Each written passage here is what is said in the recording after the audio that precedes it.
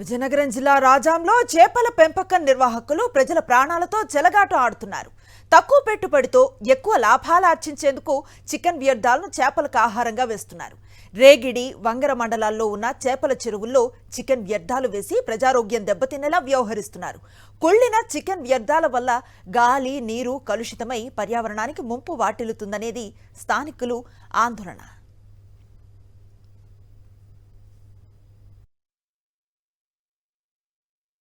మాంసాకృతుల్లో అతి మంచి ఫుడ్ చేపలండి.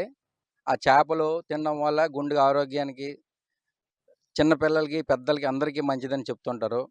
ఆ చేపల పెంపకంలో ఆ చేపలు పెంచడానికి లేనిపోని వ్యర్థాలేసి, ఈ హోటల్ ఫుడ్సు, ఈ వే కోళ్ళు పెంపకాల వ్యర్థాలు ఇవన్నీ ఏసి, అతి తక్కువ కాలంలో పెద్ద చేపలు చేసి, వాటి తినడం వల్ల లేనిపోని జబ్బులొస్తున్నాయండి. ఎవరు పట్టించుకోవడం లేదండి. అధికారులు మాత్రము దీనిపై దృష్టి పెట్టి తగు చర్యలు తీసుకుంటే అందరికీ మంచిదండి.